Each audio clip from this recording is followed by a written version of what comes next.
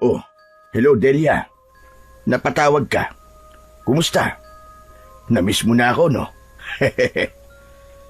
Katatapos pa lang naming magtanghalian ni tatay, ay narinig ko na naman siyang may kausap sa kanyang telepono. Sigurado ko na si Tita Delia na naman yon. Si Tita Delia, na simula nang maulila ko sa ina, ay naging bagong karelasyon kagad ni tatay. Tita Delia ang tawag ko dahil yun ang gustong ipatawag sa akin ni tatay. Tansya ko ay mas bata lang ng 5 taon si Tita Delia kay tatay na nasa edad 40 na. Masasabi kong maganda talaga si Tita Delia kaya nagustuhan ito ni tatay. Pero kung ako ang tatanungin, parang ayaw ko sa kanya. Iba kasi ang pakiramdam ko sa kanya. Para bang meron siyang itinatago na hindi namin alam. Ewan ko ba. Basta, ayoko talaga sa kanya. Siya nga pala, ako po si Pilo. 11 anyos pa lamang. Dito kami sa Maynila nakatira ni tatay. Si Tita Delia naman ay taga Mindanao, pero dito sa Maynila nagtatrabaho. Madalas silang magkita ni tatay. Paminsan-minsan ay umuuwing mag-isa si Tita Delia sa Mindanao. Kung minsan ay sumasama din si tatay dito at iniiwan lang ako sa kapatid niya habang wala siya. Ano? Sasamahan ulit kita sa Mindanao? Aba, kailan? Naku, kung ako lang ay ayos lang naman. Pero kung isasama natin si Pilo, hindi ko alam kung papayag yun. O sige. Susubukan kong kausapin, ha? Ah, teka. Oo nga pala. Nakalimutan ko yun, ha? Panigurado na yun kung ganun. Napakunot ang noo ko nang marinig kong pinag-uusapan na naman nila ako. Ewan ko ba, pero parang bigla kong nakaramdam ng kaba sa isiping isasama nila ako sa Mindanao. Medyo kinilabutan ako. Naalala ko kasi dati sa kwentuhan namin ng mga kaibigan ko sa school na sa parting Mindanao daw ay maraming iba't ibang uri ng aswang at iba pang mga engkanto tulad ng sigbin, abat, awok, berbalang at kung ano-ano pa. Maya-maya ay nakita kong ibinulsa na ni tatay ang kanyang cellphone at nilapitan ako.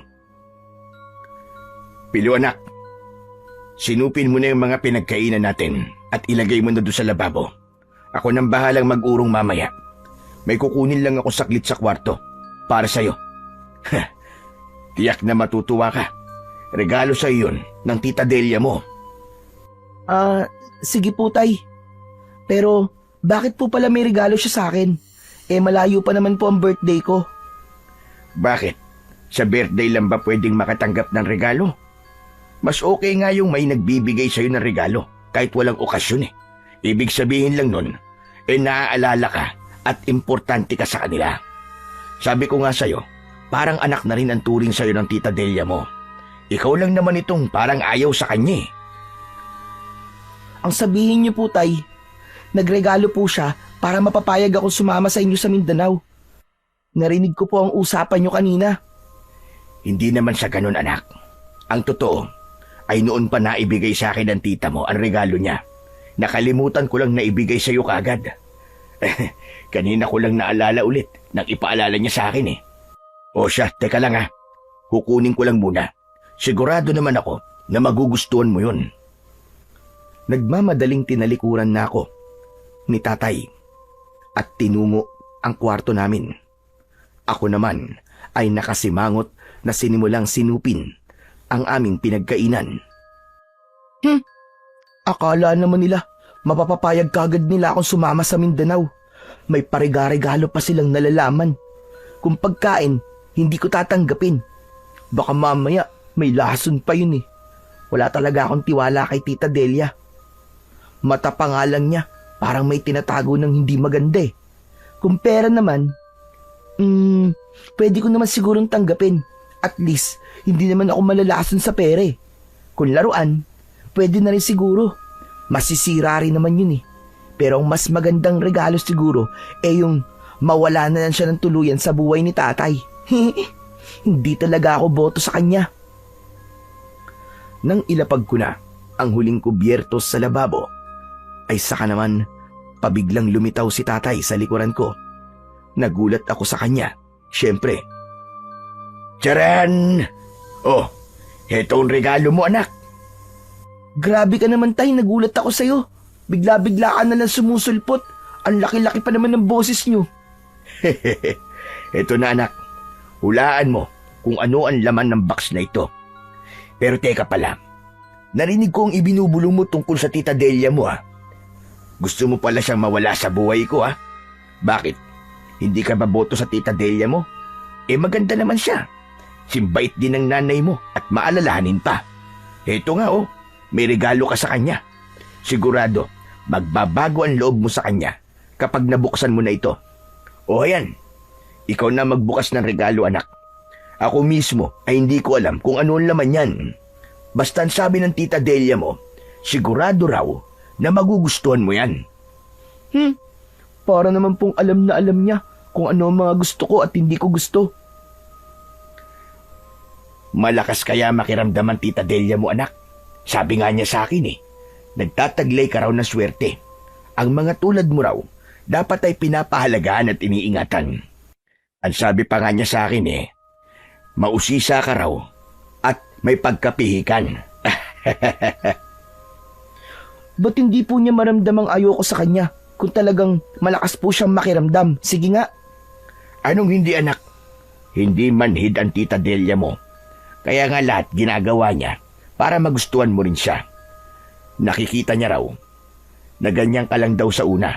Pero kalaunan, kapag nahuli na raw niya ang loob mo, ay magiging masayang bagong pamilya na raw tayo. At kapag nangyari daw yon, ay higit pa sa tunay na anak ang magiging pagtrato niya sa'yo. Hindi ko po ipagpapalit si nanay sa kanya, tay. Saka, matanong nga po kita, tay.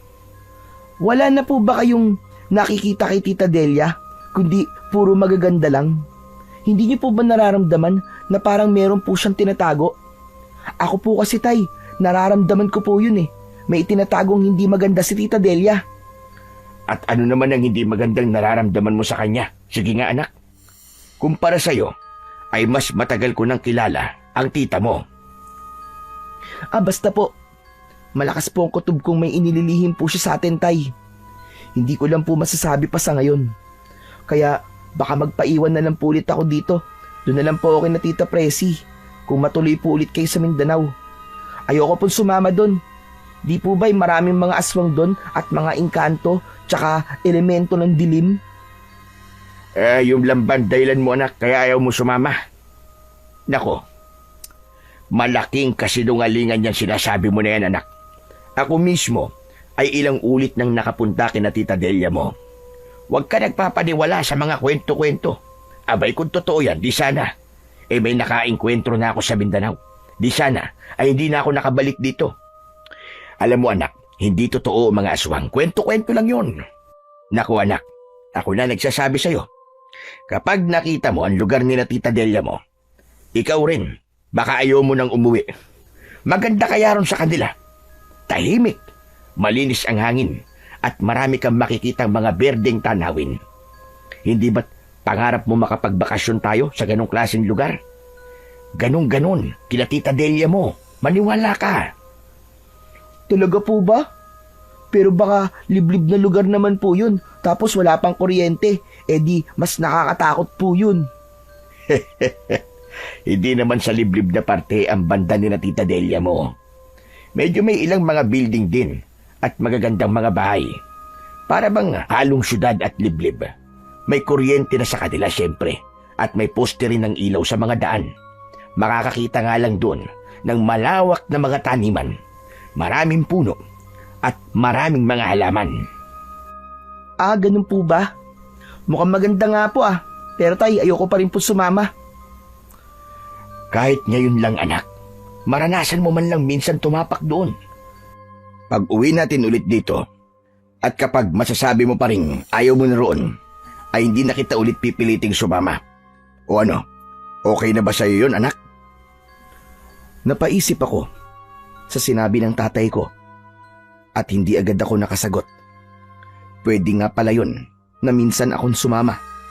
Total, kasama ko naman si tatay. Ilang beses naman na siyang nakapunta roon at nakauwi na ligtas at wala naman daw talagang mga aswang doon. Siguro ay pwede ngang sumama ako minsan. Sana lang talaga ay hindi totoo ang mga aswang. Ano anak? Hindi ka na nakasagot ah. Sige na anak, sumama ka na. Minsan lang naman eh. Tsaka kasama mo naman ako. Hindi naman kayo lang ng tita Delia mo. Saka kung iniisip mong baka aswang ang tita Delia mo, hindi sana. Matagal niya na akong nilapa.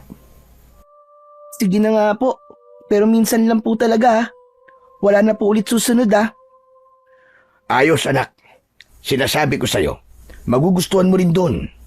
O siya, total pumayag ka na lang din. Buksan mo na pala yung regalo sa'yo ng tita Delia mo. At pati ako sabik nang malaman kung ano ba ang laman yan. Ngunit bago ko binuksan ang medyo may kalakihang kahon, ay inalug-alug ko muna ito. Malaki ang kahon at hindi naman ganun kabigat. Nagtaka pa ako nang parang wala namang laman at walang umaalog. Sa wakas ay tuluyang ko na itong binuksan. Tumambad sa akin ang maraming nakapalaman ditong nilamukos na mga papel at kung ano-anong retasong mga plastik, bulak at tela. Sa pinakaloob ay dinukot ko ang isa pang mas maliit na kahon na hugis parehaba. Medyo nanlaki ang mga mata ko nang mabasa ang nakatatak doon.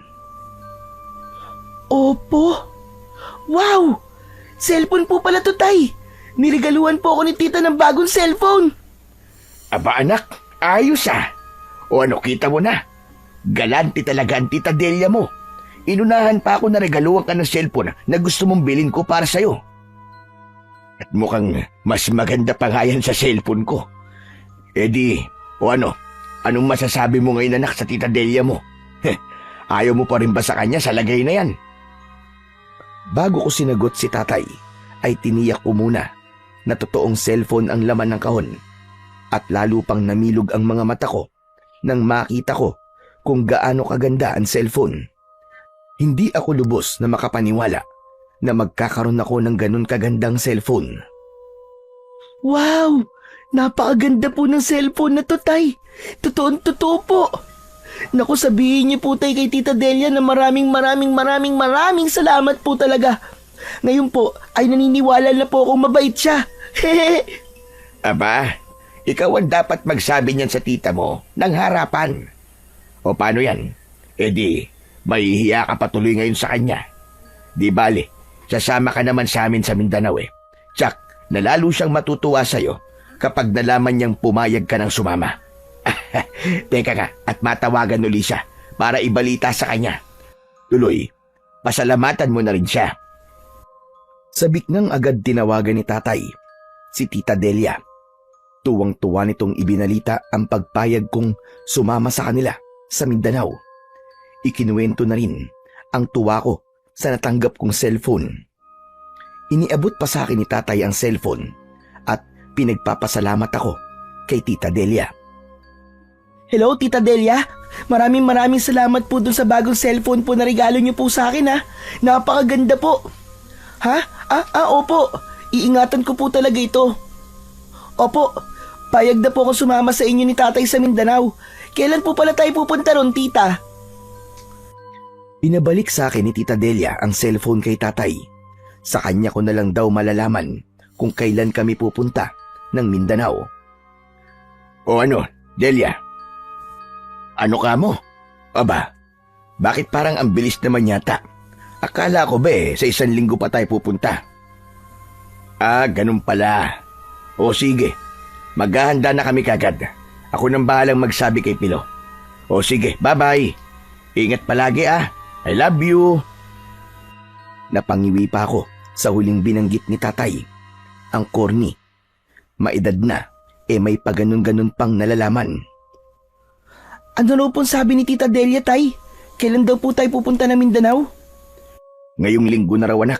Itataon daw niya na piyesta roon para daw mas maging masaya ka. Iniisip din niya ang para sa ikakasaya natin dalawa roon. Ganon ka maalalahanin ng tita mo. Isa sa mga katangian niya na nagustuhan ko sa kanya, bukod sa pagiging maganda niya. Eh di, maghahanda na po tayo kagad. Sakto po at bakasyon ngayon. At sakto rin po na may cellphone na ako. Magagawa ko na po ang gustong-gusto kong gawin. Ang photography, pipicturean ko po ang buong Mindanao at ipapasikat ko po sa mga kaklase ko sa pasukan. Ay nako, ikaw talaga anak. May kayabangan ka rin ano? O siya sige, ihanda mo na mga gamit mo. Bukas makalawa tayo aalis. Ibibiling ko na rin sa tita Presi mo itong bahay natin habang wala tayo. Sige po, tay. Naku, ito palang mga ugasing plato, tay. Sabi niyo po, kayo na po maghuhugas. Sige po, dun po muna ako sa kwarto ko at kakalikutin ko lang po itong bagong cellphone ko. Napakaganda po talaga. Sige, tay, dyan lang po muna kayo. O siya sige anak. Ay, teka pala. Eto ang pero. Bumili ka ng bago mong SIM card. Dito SIM ang bilin mo ha. Ako nang bahalang i-register ang SIM mo. Mamaya, pagtapos ko rito. Buong hapon yun ay ang cellphone ko ang tinutukan namin ni Itay. Bukas na raw kami maghahanda ng mga gamit namin. Tinulungan pa akong mag-download ni tatay ng Facebook at gumawa ng bago kong account. Nag-friend request pa siya kay tita gamit ang account ko. Ipinakita sa akin ni tatay mula sa photo albums ni Tita Delia ang mga kuha nila nung nagpunta sila ng Mindanao. Doon ko nakitang totoong ang maganda sa lugar ni na Tita Delia. May malalawak na mga taniman, maraming mga puno at mga halaman. Ang ganda rin ng bahay nila, malamansyon na tinatawag ni tatay na ancestral house daw. Wala akong nagawa kundi ang mamilog ang mga mata at bibig. Nang sumapit naman ang gabi, ay dinalaw ako ng isang panaginip na hindi ko maintindihan kung ano ang kahulugan. Nang kinabukasan, nang maghahanda na kami ni tatay ng mga gamit namin, ay ikinuwento ko kay tatay ang napanaginipan ko. Tay, wag na lang po kaya tayong tumuloy ngayon. Parang hindi po magandang sumama ako sa inyo ngayon eh. Ha? At bakit naman anak? Nakapagsabi na ang tita Delia mo sa mga kamag-anak niya tungkol sa pagdating natin doon. Nagpahanda na raw siya para sa munting salo-salo natin doon at piyesta nga roon. Ipapakilala na rin daw niya tayo sa magdadatingan niyang mga kamag-anak. Ano bang dahilan? At bigla na lamang nagbago ang pasya mo. Kwan po kasi tay eh. May napanaginipan po kasi ako kagabi. Hindi ko lang po alam kung ano ang talagang ibig sabihin nun. Pero para pong may hindi po magandang mangyayari sa akin doon kapag sumama po ako. Pambihira, ano ba naman kasi ang napanaginipan mo? Kung ikwento mo kaya sa akin, hindi naman kasi lahat ng panaginip ay dapat bigyan ng kahulugan. Bago ko sinimulang ikwento kay tatay ang napanaginipan ko, ay dinukot ko muna ang cellphone ko sa bulsa. Ipinakita ko sa kanya ang picture ng mansyon ni na Tita Delia na sinave namin nung nakaraang gabi. Napanaginipan ko po itong mansyon na sinasabi niyo pong ancestral house ni na Tita Delia. Sa may likod po na taniman ng mais. Bigla po itong nilamon ng makapal na itim na usok. Tapos po ay may mga sigaw po ng mga bata ako naririnig. Umiiyak po sila at nagmamakaawa. May naririnig po akong parang mga atungal ng kung ano pong halimaw. Parang marami po sila tay at nakakatakot po talaga ang tunog nila. Tapos bigla pong lumitaw si Tita Delia sa likuran ko na nakangiti po at sinesenyasan niya po ako na wag po akong maingay. Nakakatakot po ang paraan niya ng pagngiti. Para po talagang may itinatago si Tita Delia, tay. Nakita kong napakunot ang noo ni tatay at malalim na napaisip. Makaraan ay inabot niya ang cellphone ko at muling tinignan ang picture ng mansyon. Parang malabo namang masama ang kahulugan ng panaginip mo, anak. Alam mo bang karaniwan ng panaginip ay kabaligtaran ng ibig sabihin? Sabi ng tita mo ay ilang beses nang pinabindisyonan ng mansyon nila. Kaya imposibleng May kung ano ron na tulad ng nasa panaginip mo. Sabi ko nga sa'yo, ilang beses na rin akong nakapasok sa mansyon. At kahit kailan, wala akong naramdamang kakaiba o mabigat doon. Sa maisa naman, hindi pa ako napapasok doon. Pero maaliwalas din ang pakiramdam ko sa tuwing namamasyal kami ng tita mo sa may gilid nun. Talaga po? As in, baligtad po ang kahulugan? Pero tay, bakit ko po napanaginipan yun? Siguro, na-excite ka lang nung una kong ipakita sa'yo ang picture ng mansyon. Saka hindi ka pa nakakatapak dun para magkaroon ng kahulugan ng panaginip mo. Si tita po, bakit po napanaginipan ko rin po siya? Baka rin kasi iniisip ka niya. Kaya, nagkita kayo sa panaginip. Malamang, iniisip niya kung paano ka magiging masaya sa pagpunta natin doon. Ganun naman ang tita mo eh. Ako nga, tuwing pupunta pa lang kami ron, napapanaginipan ko muna siya eh. Masama rin po ba ang panaginip nyo tungkol po sa kanya, tay? Aba oo, mas masama pa sa mga panaginip mo. Tulad po ng anong masamang panaginip, tay, ikwento nyo naman po sa akin. Nako, napapanaginipan ko pa nga na naglalaban kami at may kasama siyang hindi ko maintindihan kung anino ba o usok na itim. Tapos, hinahabol ko siya sa dilim. Pero magaling siya magtago at bungisngis ng bungisngis. Tapos, tay, kabaligtaran po ang nangyayari? Oo anak, ang saya nga namin nung nagbakasyon kami ron eh. Wala namang nangyaring naglaban kami o tinataguan niya ako. Lalo pa nga tumibay ang banding namin eh. Kaya yung napanaginipan mo, ibig sabihin yan, ay magiging maganda ang experience mo sa probinsya ng Tita Delia mo. Tiyak na magiging napakasaya natin doon anak. Ako naman, ang sandaling natigilan at napaisip ulit sa panaginip ko at naikumpara ko sa napanaginipan ni tatay. May itatanong pa sana ako sa kanya, yung tungkol sa kasama raw ni Tita Delia na parang anino o itim na usok. Pero tinapik na ako ni tatay. O siya, sige na, ituloy na natin ang paghahanda at maaga tayong luluwas bukas. Matagal ang biyahe natin at sasakay pa tayo ng barko. Mamayang hapon ay pupunta na rin dito ang Tita Delia mo. Sabay-sabay na tayong luluwas ng bandang madaling araw. Maaga rin tayong matutulog mamaya. Wala na akong nagawa, kundi ang sumunod na lang kay tatay. Habang inilalagay ko ang mga damit sa backpack at ilang pang gamit ko, ay iniisip ko pa rin ang tungkol sa itim na usok sa parehong panaginip namin ni tatay. Sigurado kong iisa lang ang ibig sabihin nun.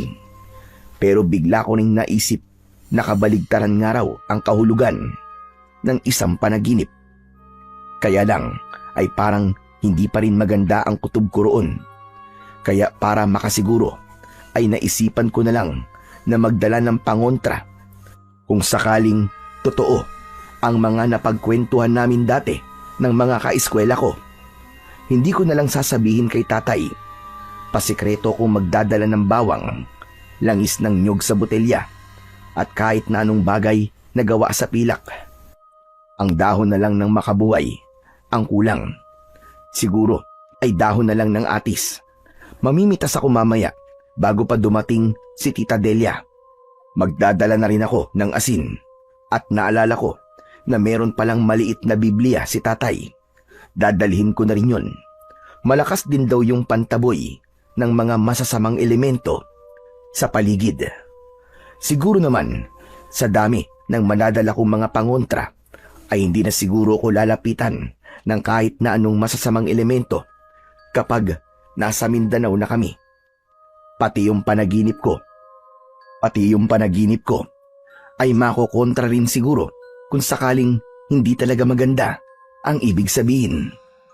Nang maihanda na namin ang lahat-lahat ni tatay, bandang hapon ay dumating nga si Tita Delia. Masayang sinalubong ito ni tatay. Maging si Tita Delia ay masayang masaya ang itsura. Kumikinang pa ang mga mata nito nang makita ko na para bang sabik na sabik sa akin. Nagmano ko rito tulad ng isinenya sa akin ni tatay. Hello, Pilo. Aba, ang fresh mo naman yatang tignan. Parang sabi ka rin makapunta ng Mindanao ah. Siguro, dahil sa bigay kong cellphone sa'yo. Ingatan mo maigi yun, ha? Siya nga pala, iho. Natutuwa ako at pumayag ka lang sumama. Naku, mag-e-enjoy ka ron.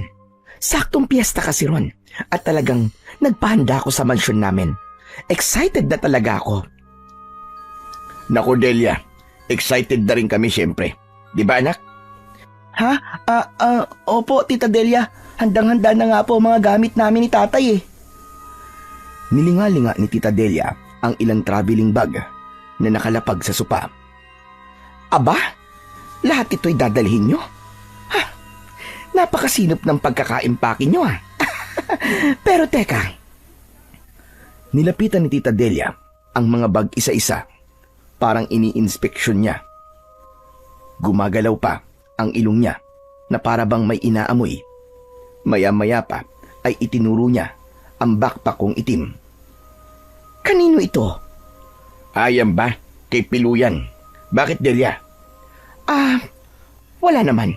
Ang cute lang kasi. Mukhang kompleto ang mga gamit ni Pilu ah. Saka parang sigurista. Naku, sinabi mo pa, Delia. Nagmana yan sa nanay niya. Basta may pupuntahan yan, kumpleto lagi ang mga dala. Pati mga bagay na hindi inaasahan pinaghahandaan.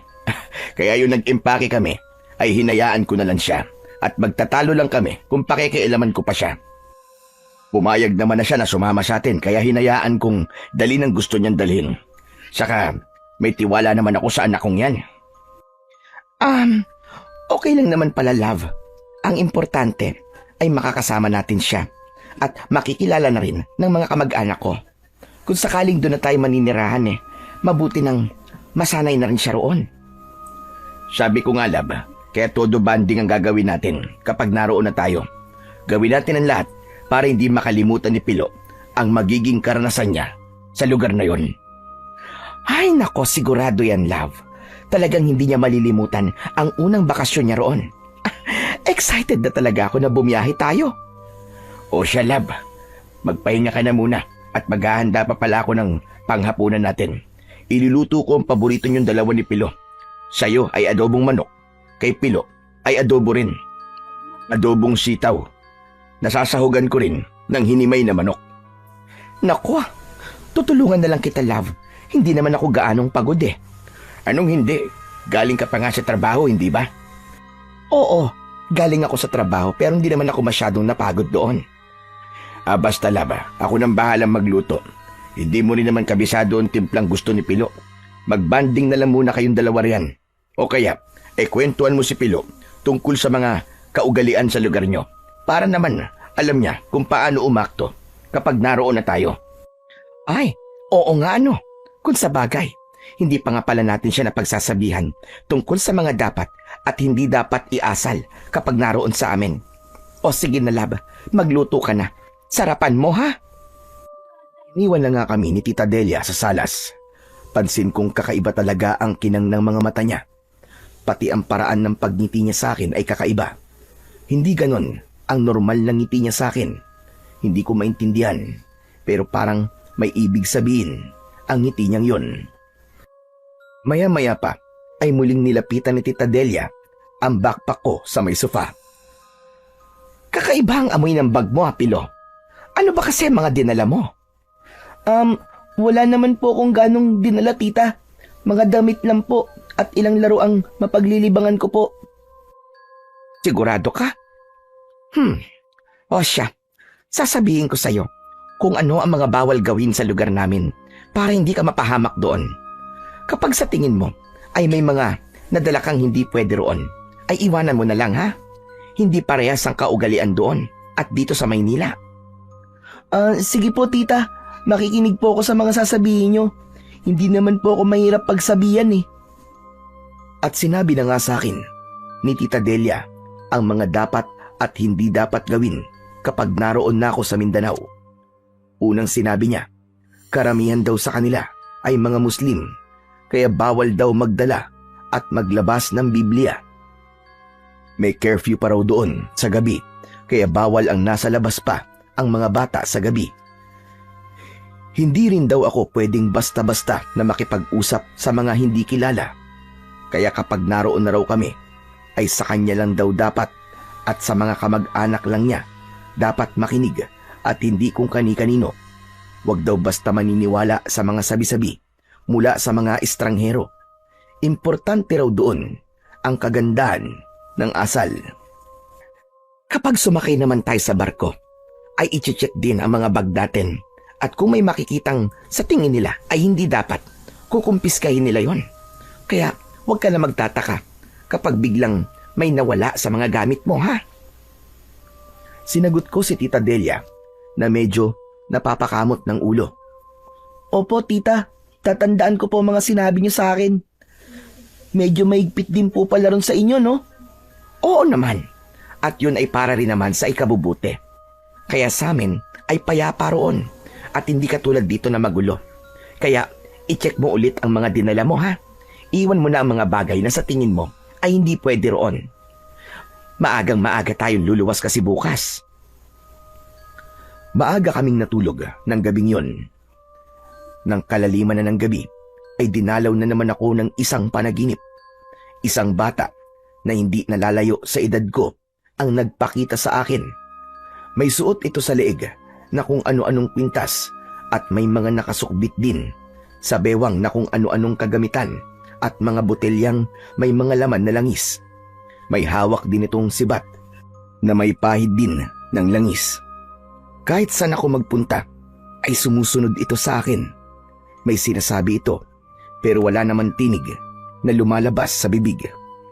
Sumisenyas din na wag daw akong maingay. Kasunod ng senyas na paggilit sa leeg sa pamamagitan ng hintuturo nito at pabiglang pagulat sa akin na para bang sinasabing may halimaw sa paligid na lalapa sa akin kapag nag-ingay ako. Hanggang sa lumuwas na kami ng bandang madaling araw ay naguguluhan pa rin ako sa ibig sabihin ng panaginip kong yun. Hindi ko na yun naikwento pa kina tatay at tita Delia dahil sa pagmamadali namin. Yun nga palang munting Biblia ni tatay, maalala ko, ay hindi ko iniwanan sa bahay. Sa halip na nasa bag ay ibinulsa ko na lang ito. Binalot ko na lang ng pabalat ng chocolate para akalaing pagkain ko lang ito kung sakaling kapkapan ako sa sakayan ng barko. Sa sakayan ng barko naman, nang nasa checking point na kami, ay biglang nagpresenta si Tita Delia na siya na muna ang bahala sa pagpapacheck ng mga bag.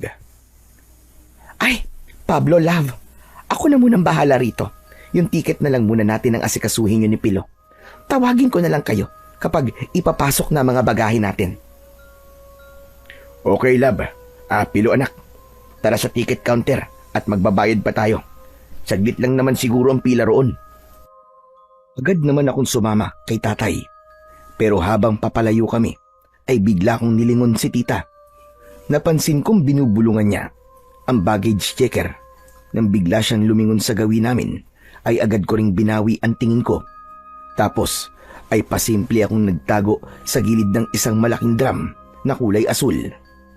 Sinilip ko ulit si tita. Nangunot ang noo ko nang makita ko siyang pasimpleng hinablot ang backpack ko at patagong may kung anong kinalikot doon. Sasabihin ko sana kay tatay ang tungkol doon, pero nagulat na lang ako nang wala na pala siya sa tabi ko. Kaya naman ay nag-aalalang hinanap ko na lang siya sa paligid. Nang makita ko siya, ay nag-aalala niyang sinabi sa akin na hinahanap na rin pala niya ako.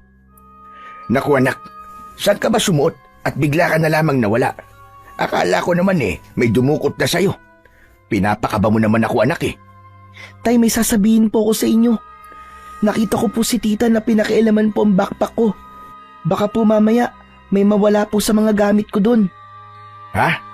Naku, baka tinignan lang ng tita mo kung may nadala kang hindi dapat makita ng checker. Alam mo na, maigpit talaga ang checking ng mga bagay sa pagsakay ng barko. Pero wala naman po akong dinalang bawal, tay.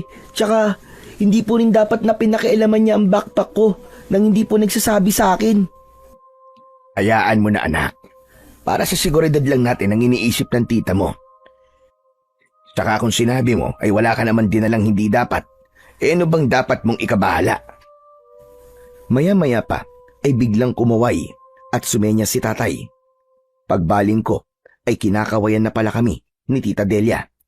O siya, tara na anak, kinakawayan na tayo ng tita mo.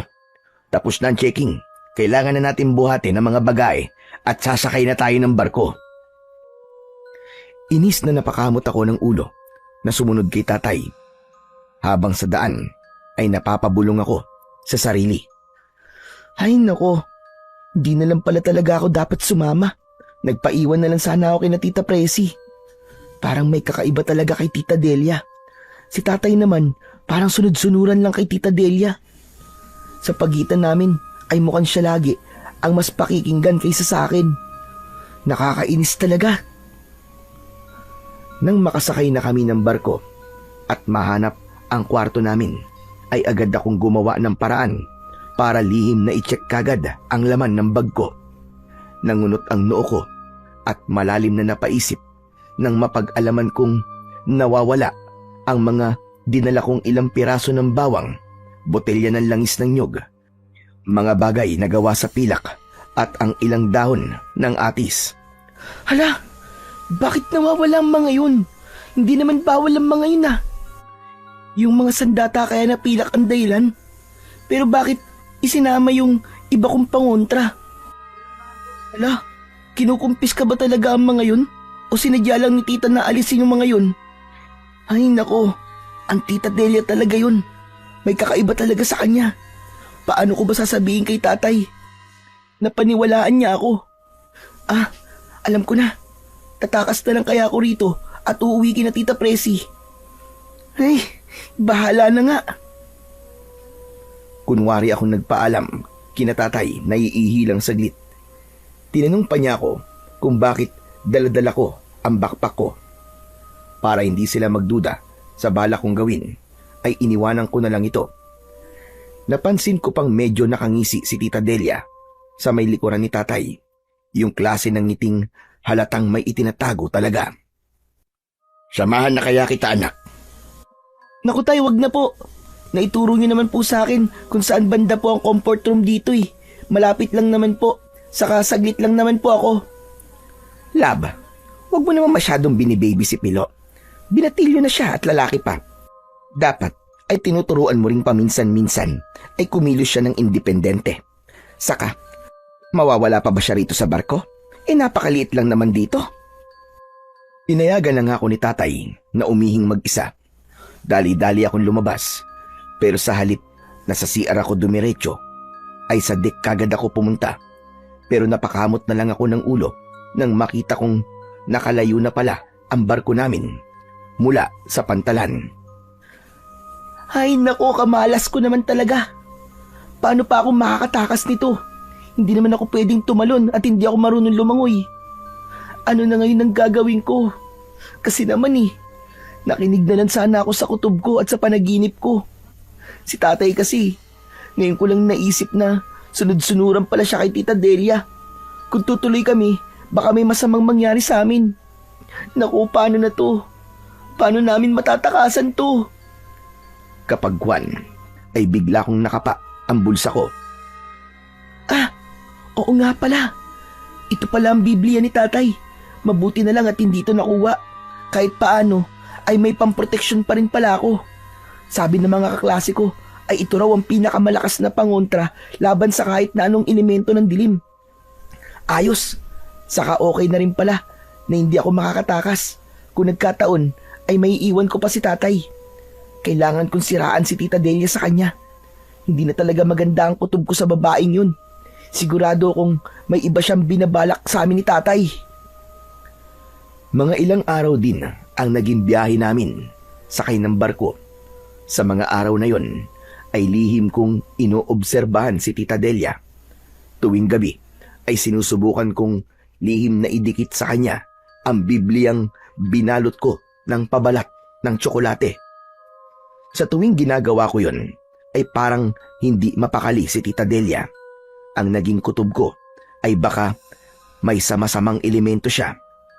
Ilang gabi ring paulit-ulit kong napapanaginipan si Tita Delia sa mansyon nila at yung batang lalaki.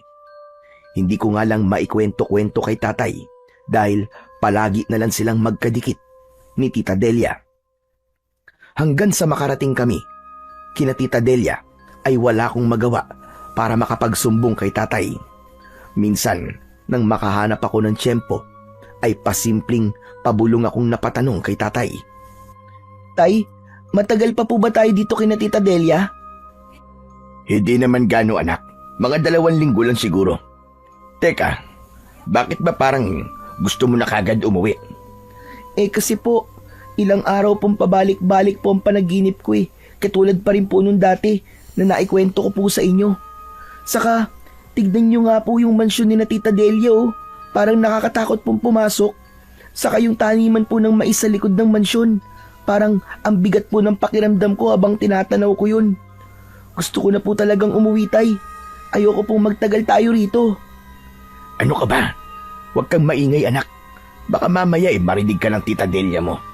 Sabihin pang umaarte ka lang. Kung kailan nandito na tayo saka mo pa sasabihin yan. Saka ganyan talaga sa umpisa. Natural lang yan. Naninibago ka lang kaya ganun. Huwag mo na lang gaanong isipin niyang nararamdaman mong yan. Basta tay, hindi ko po maintindihan pero talagang kinakabahan po ako eh. Mukhang hindi po ako magiging masaya rito, tay. Maya-maya, sa gulat namin ni tatay, ay bigla na lang nagsalita si Tita Delia mula sa likuran namin. Hindi namin napansin na nakalapit na pala siya sa amin. Bandang una ay bumabati pa ito sa mga kaanak na sumasalubong sa amin. Hep, hep! Anong pinag-uusapan yung mag-ama, ha? Hay nako, Pilo. Napaka-imposibleng hindi ka magiging masaya sa pagpunta mo rito. Tignan mo naman ang mga kaanak ko, oh. Tuwan-tuwa silang makita ka. Sinisigurado ko sa'yo, magugustuhan mo rito. Don't worry. Gagawin ko ang lahat para hindi mo malilimutan ang magiging karanasan mo rito. Hindi mo pagsisisiyang sumama ka rito. Saka isa pa, napaka-importanting narito ka. Ikaw ang pinakamahalaga naming bisita. Kita mo na anak, hayano, ang Tita Delia mo na ang naniniguro sa'yo na magiging memorable ang pagsama mo sa amin dito. Masayang banding ang mangyayari sa atin dito sa loob ng 2 linggo. Saka nakikita mo naman kung gaano kakulay ang pista nila rito. Ilabas mo na kaya ang cellphone mo at mag-picture-picture ka na. Ang daming magagandang shots ang makukuha mo sa paligid, oh. Totoong makulay ang nangyayaring pista sa paligid. Maraming iba't ibang kulay na mga banderitas. May banda, may mga nagsasayaw sa mga kalsada at may kung ano-ano pang mga palaro. Masaya ang mga tao sa paligid. Parang gusto kong magpahawa sa masiglang atmosfera. Pero hindi ko magawa. Ramdam ko talagang may mabigat na kung ano sa paligid na hindi ko maipaliwanag. Tignan mo naman ang ilang mga bata sa paligid, Pilo, oh. Ang saya-saya nila, di ba? Teka, akin na nga yung cellphone mo at pipicturean ko sila. Ang cute ng mga bata. Bibihira na lang silang lumabas at nagsasaya na katulad nito. Palagi na lang nasa tabi nila ang mga magulang nila. Hay, kung noon pa sana ganito. Pero di bale. Inilalabas ko pa lang ang cellphone mula sa bulsa ko ay mabilis kagad itong hinablot ni tita. Sa mga mata niya ay naroon ang pagkasabik sa tinatanaw na mga batang naglalaro sa di kalayuan. Atat na kinuhanan niya ang mga ito ng larawan. Pagkaraan ay muli nitong tinignan ang mga kuha at ipinakita sa akin. Oh, tignan mo mga kuha ko, Pilo. Ang gaganda. Pagkaabot ko ng cellphone ay agad ko namang tinignan ang mga kuha ni tita. Habang iniisa-isa ko ay biglang napako ang tingin ko sa pinakahuling kuha. Medyo napakunot ang noo ko sa isang pamilyar na bagay sa larawan. May isang batang nakasimangot na parabang nagmamasid sa paligid at eksakto pang nakatingin sa kamera. Hindi ako maaaring magkamali. Kamukhang kamukha nito ang bata sa aking panaginip. Nangahaba ang leeg na hinahanap ko ang lokasyong kinaroroonan ng batang yon. Nagulat pa ako nang makita ko itong nakatingin sa akin. Medyo kinabahan pa ako nang ang paraan ng pagkakatitig nito ay parabang Tinatansya ako. Medyo naningkit ang mga mata nito. Oh, bakit parang humahaba ang leg mo, anak? Ano bang meron sa paligid? Anong hinahanap mo? Sinenyasan ko si tatay na yumuko at may ibubulong ako.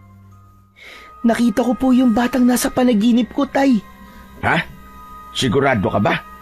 Ba't nasaan? Nang ituturo ko na kay tatay ang bata sa panaginip ko, ay natigilan ako nang mapansing wala na pala ito sa dating pwesto kanina. Ayun po, oh. Nye, nasan na po yun? Nandun lang po yun sa bandaron kanina, tay. Nakatayo po sa tabi ng posting yun ng ilaw. Nakatingin nga po sa akin na para bang kilala rin po niya ako. Nako, baka namamalikmata ka lang, anak. Saka, papahapon na pala. Teka, baka pinaglalaroan ka ng kung anong elemento, anak. Kaya nakakapanaginip ka. Tapos nakikita mo pa, kamo ngayon. Ipapatingin na nga kita sa albularyo rito. Binalingan ni tatay si Tita Delia na noon ay abala na ulit sa pakikipagtsikahan sa sumasalubong na mga kamag-anak. Delia lab, maya-maya nga ipatingin natin sa albularyo tong anak ko. Ha? Bakit naman? Anong dahilan?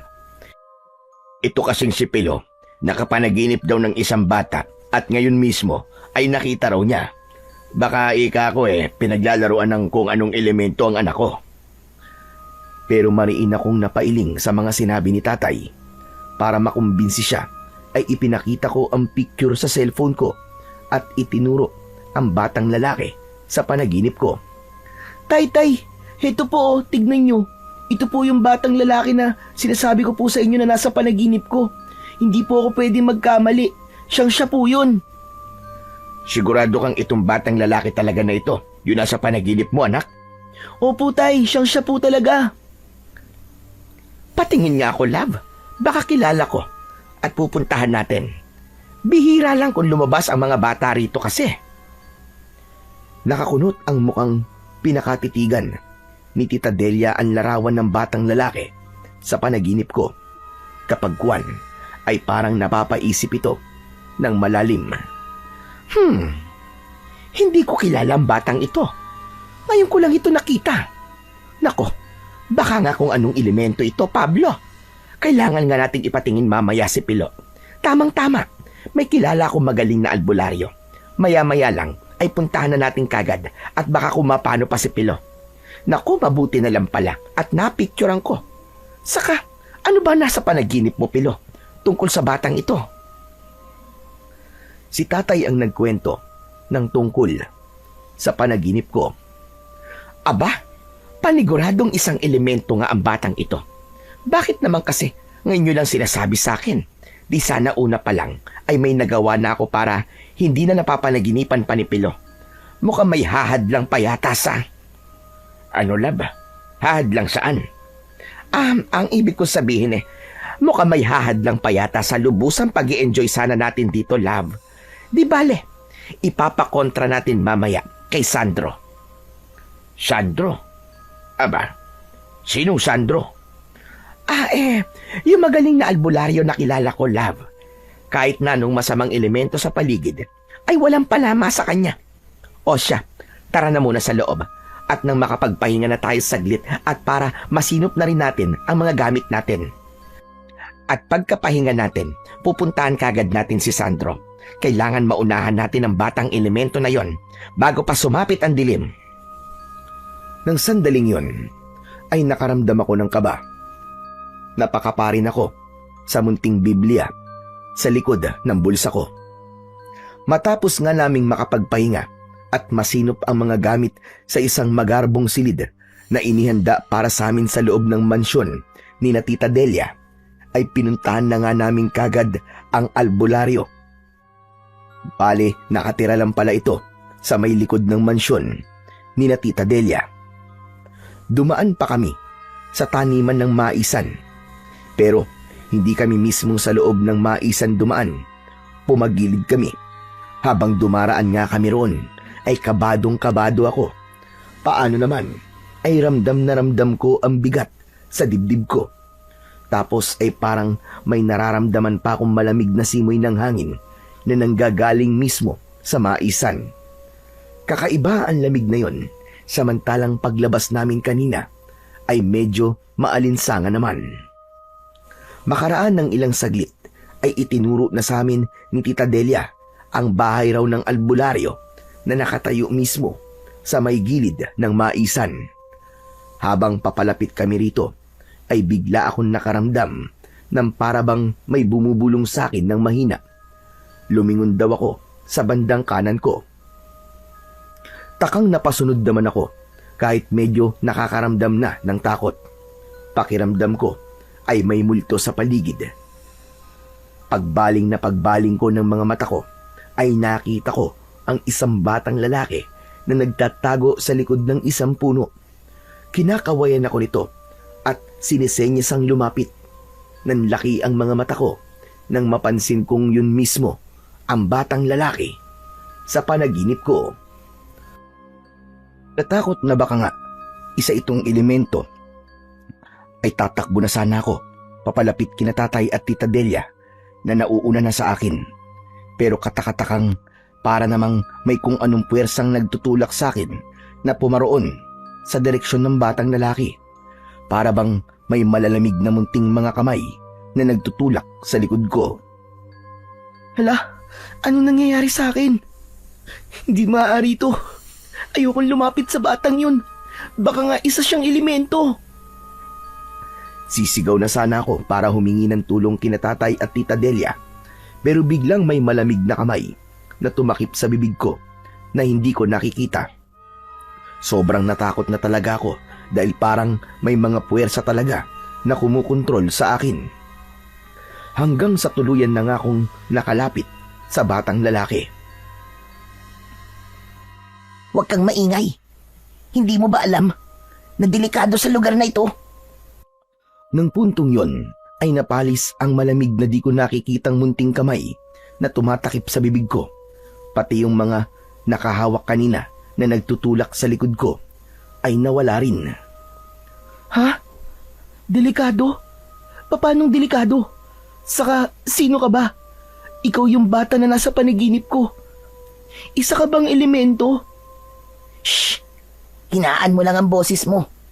Hindi ako isang elemento, no? Isa akong tirador ng mga berbalang na gumagala sa lugar na ito. Ano? Berbalang? Ano ang berbalang? Teka muna, dayo ka lang dito, no? Oo, taga Maynila ako. Sumama lang akong nagbakasyon dito. Bakit ba? Kayong tatlo, taga Maynila. Hindi, ako lang sa tatay ko. Yung kasama naming babae, si Tita Delia, siya ang taga rito. Siya ang magiging bagong asawa ng tatay ko. Hindi ka na dapat sumama rito. Alam mo kung bakit? Bakit naman? Yun nga, dahil maraming berbalang dito. Ang berbalang ay parang aswang na manananggal. Ano? Yung nahahati ang katawan at lumilipad na may pakpak? Hindi eksaktong ganun. Ang pinagkaiba nila, ang berbalang, ay kaluluwa na lang nila ang lumilipad sa gabi. Iniiwan nilang katawan nila sa parting matatalahib o may matataas na mga damo. Katulad na lang yan, no? Yang maisan dyan, madalas magtago mga berbalang dito sa gabi. Kaya binabalaan kita. Wag na wag kayong magpapagabi dyan sa loob ng maisan. Kung ayaw nyong sapian nila kayo at ubusin ang laman loob nyo kapag tulog na kayo. Ngi, tinatakot mo ba ako, ha? Hindi Totoo ang sinasabi ko sa'yo. Katunayan, ay medyo marami na rin akong napatay na mga berbalang sa loob ng maisa na yan. Kaya lang, ay parang naging mailap sila ngayon. At yun ang inaalam ko. Kaya nagmamasid-masid ako rito sa lugar na ito. Anong ginagamit mong pampatay sa berbalang? Tirador lang ba? Hindi. Ang ibig kong sabihin sa tirador ay tagahanap at tagapatay. Ang tirador ng berbalang ay tagapatay ng berbalang. We, as in kaya mo talagang pumatay ng berbalang samantalang ang bata-bata mo pa? Tingin ko, mas matanda ka lang ng konti sa akin eh. O kaya ay magkaedad lang tayong dalawa. 12 anyos na ako. Naging tirador din ako Kasi, tirador din ang lolo ko na nagpalaki sa akin. Mula nung mawala na siya at iniwan ako dahil sa katandaan, ay ako na ang pumalit sa kanya. Sa kanya ko natutunan ang maraming paraan kung paano humanap at pumatay ng mga berbalang na gumagala rito. Ah, ganun pala. Pero sigurado ka bang hindi ka masamang elemento? Kasi kanina, parang may malalamig na mga kamay na nagtutulak sa akin para puntahan ka eh. May tumakip nga sa bibig ko at para bang kinokontrol nila ako kanina. Saka isa pa, bakit napunta ka sa panaginip ko? Sa panaginip ko pa nga, sinesenyasan mo ako na huwag maingay dahil mamamatay ako kung mag-iingay ako. Talaga? Napanaginipan mo ako? Ano pa napanaginipan mo tungkol sa akin? Ikwento mo nga lahat. May aalamin lang ako. Pero teka, ano nga palang pangalan mo? Ako'y si Pilo. Ikaw, anong pangalan mo? Revin. Revin ang pangalan ko. Ikinuwento ko kay Revin ang lahat ng napanaginipan ko. Yung maisan, si Tita Delia, yung maitim na usok at yung parang may mga bulong na nagmumula sa maisan. Mga bulong mula sa maisang ito? Anong klaseng mga bulong? Bulong ba ng matanda o bulong na parang sa mga bata? Bulong na parang sa mga bata. Yung iba pa nga ay parang umiiyak at tumihingi sa akin ng saklolo. Yung iba pa ay para namang natatakpan ng kanilang mga bibig kaya hindi ko ganong maintindihan ang ibinubulong nila sa akin. Aha! Malamang ay mga kaluluwa ng mga batang nabiktima ng mga berbalang ang bumubulong sa'yo. Sigurado kong mga kaluluwa ng mga batang nawawala rito sa lugar namin ang mga yon. Ang hindi ko lang maintindihan ay kung paano sila napadpad dito sa maisan. Ang kwento sa akin dati ng lolo ko, hindi raw nangingidnap ng mga bata ang mga berbalang. Hindi na nila kailangan gawin yon dahil sumasapi naman sila sa tao kapag papagabi na para makapambiktima. Teka, matanong ko pala sa'yo, Revin. Parang tao rin ba ang berbalang sa umaga? Nalalaman ba kung ang isang tao ay isa palang berbalang? Hindi tao ang mga berbalang. Mga lalaki sila na mukhang mga demonyo. Sa gabi lang sila lumalabas. May mga sungay sila sa noo. At may malalapad na mga pakpak na kung titignan ay parang sa paniki. Tapos may buntot din sila. Maitim sila at matigas sa mga katawan. Ang mga mata nila ay mapupula at katulad ng mga mata ng pusa. Grabe, sobrang nakakatakot sila kung tutuusin. Sabi mo ay sumasapi sila sa tao, di ba? Ibig sabihin, yung sinapian nila ay magiging berbalang na rin, ganun ba? Hindi ganun yon. Ang nasapian na nila ay kakainin na nila ang laman loob. Mamamatay na ang katawang yun pagkatapos nun. At pagkatapos nilang umalis sa katawan ng kanilang sinapian. Bakit, Pilo? May nakaharap ka na bang tao na parang sa pusa ang mga mata? Wala pa naman. Naiisip ko lang kasi ang Tita Delia ko. Naikwento ko siya sa'yo, di ba, sa panaginip ko. Iba kasi ang kutob ko sa kanya. Inalis pa nga niya sa bag ko yung mga pangontrang dinala ko eh. Ang naiwan na lang sa akin ay ito. Inilabas ko ang munting Biblia ni tatay mula sa bulsa ko. Ito, maliit na Biblia. Sa tuwing idinidikit ko to sa kanya, para siyang hindi mapakali at hindi makatulog sa gabi. Duda rin ako sa tita mo. Kanina pa lang, nang makita ko kayong dumating at nagpicture-picture siya sa mga bata. Alam mo bang, pinilit ko lang ang ibang mga bata na lumabas. Kasi nga, nag-oobserba ako. Inaalam ko kung ano ang dahilan ng sunod-sunod at bigla na pagkawala ng mga bata rito sa amin na nangyari kailan lang. Dahil nga rin doon, kaya hindi pinapayagan ng mga magulang dito na maglakwatsa ang mga bata na walang kasamang mga matatanda. Mga kaibigan ko lang ang napapapayag ko dahil kinakausap ko ang mga magulang nila. Kaya pala sinabi sa akin dati ni Tita Delia ko na bawal daw ang nasa labas ang mga bata kapag gabi na. Saka, totoo bang bawal dito ang Biblia? Nako, hindi Ang totoo ay malakas na sandatayan laban sa mga masasamang elemento sa paligid. Dito pa lang, siguro naman ay naniniwala ka ng hindi ako elemento tulad ng inaakala mo. Kung elemento ako, di sana, kanina pa kita iniwasan dahil dyan sa dala mong Biblia. Maya-maya ay nagulat kami nang biglang may sumigaw sa paligid. Sina tatay at tita Delia. Hinahanap na ako. Naku, hinahanap na ako ni tatay at tita Delia. Paano yan? Babalik na ako Tatalikuran ko na sana si Revin, pero saglit niya akong pinigilan. Teka sandali, Pilo. May importanteng mga bagay muna akong sasabihin sa'yo. Ano naman yun?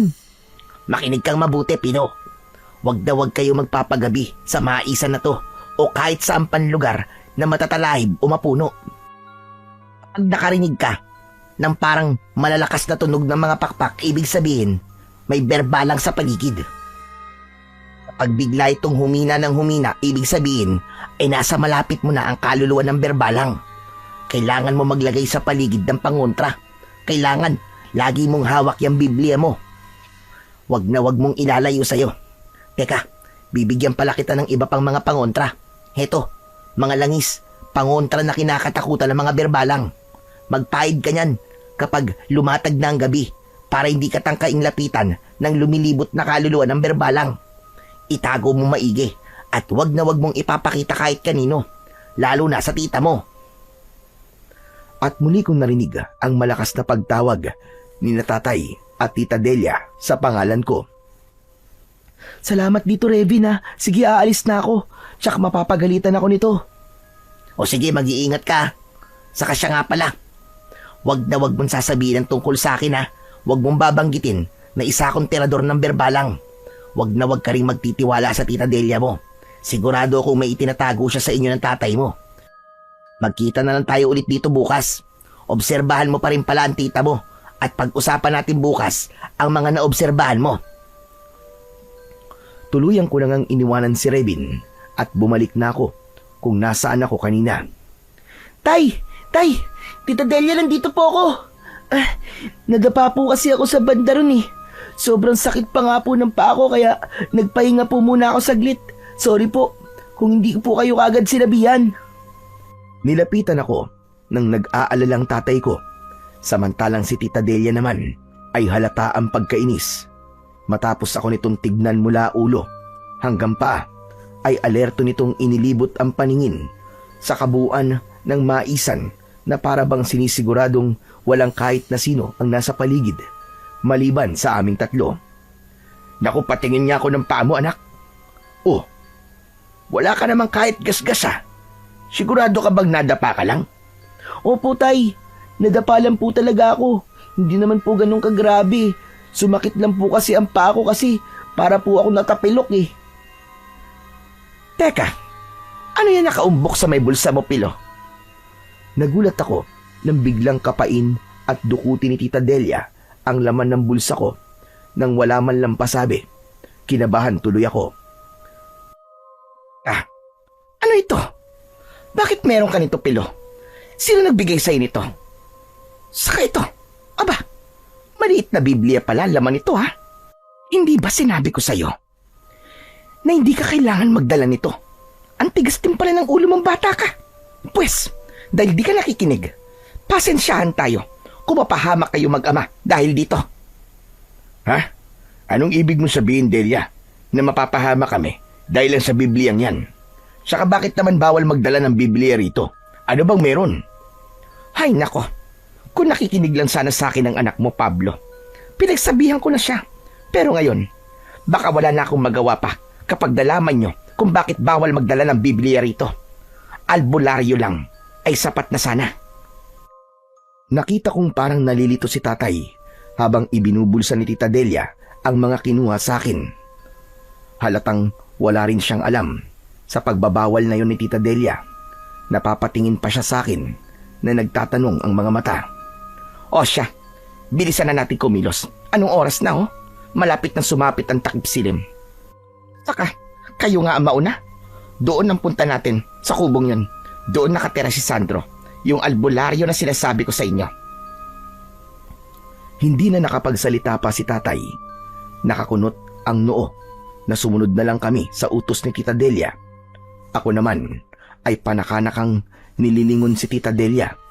Napansin kong nanlilisik ang pagkakatitig niya sa akin at para bang nagbabanta. Ibubulong ko sana kay tatay pero napansin kong pati si tatay ay sinasamaan na nito ng tingin.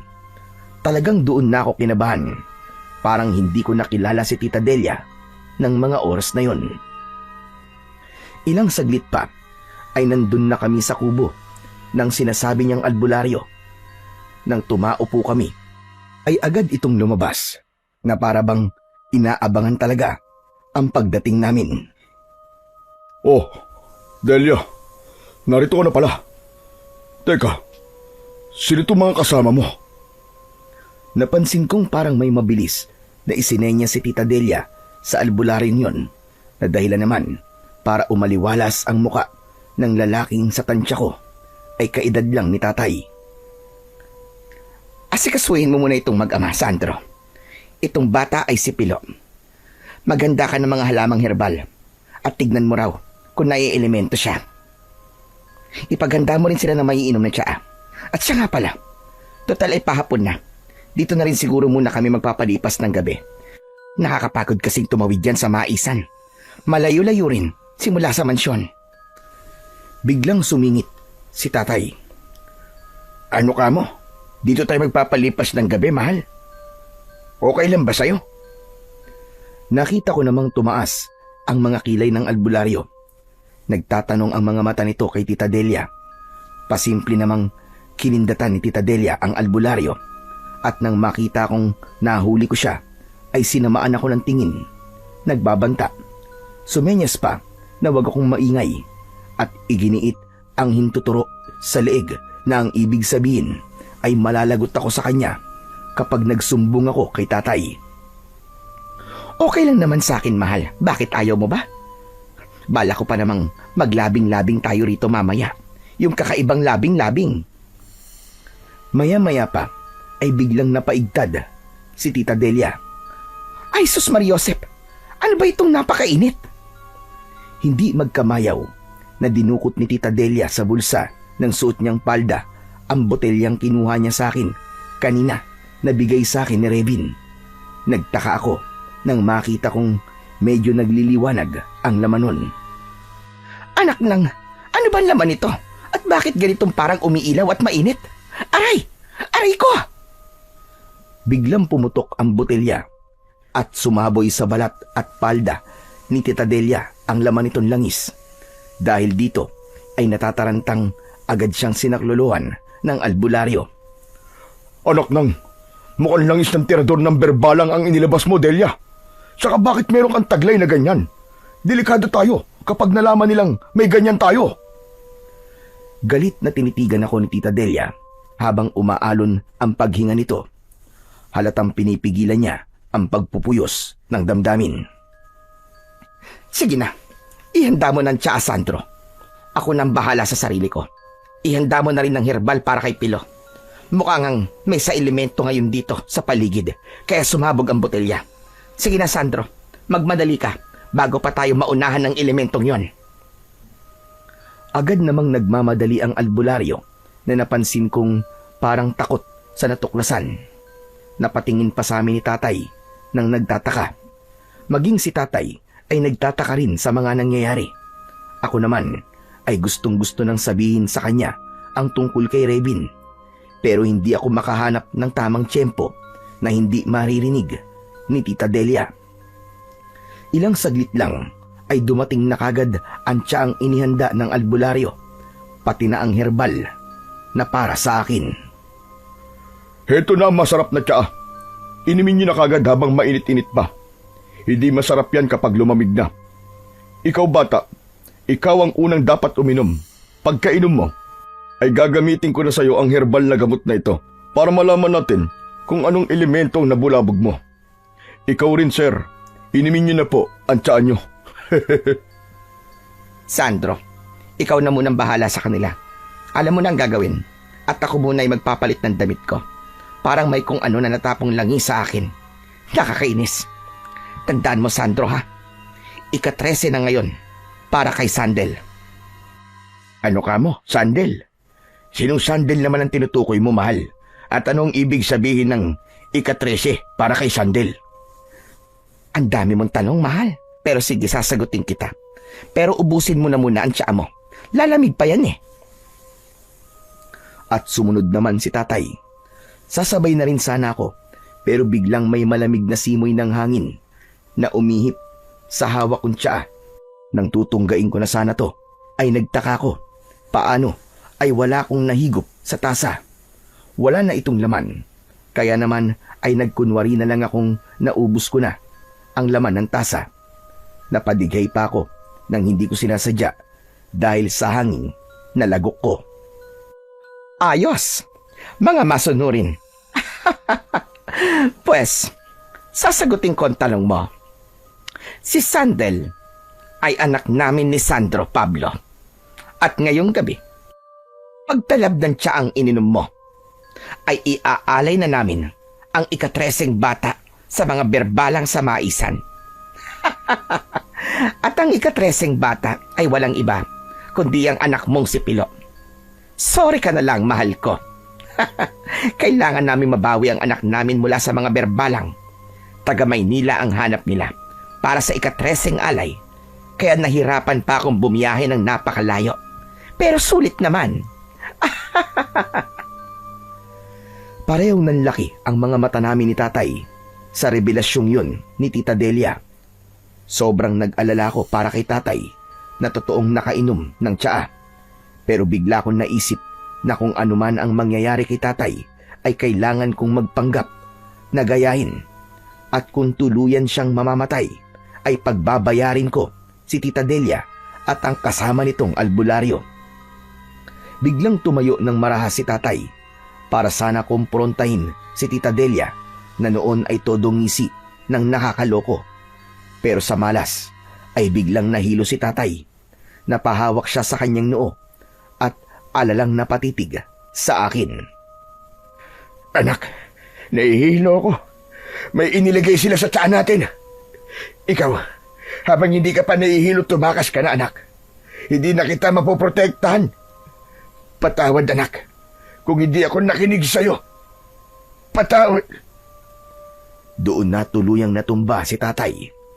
Ako naman ay napapatulala na lang at napatingin kina Tita Delia at sa kasama nito.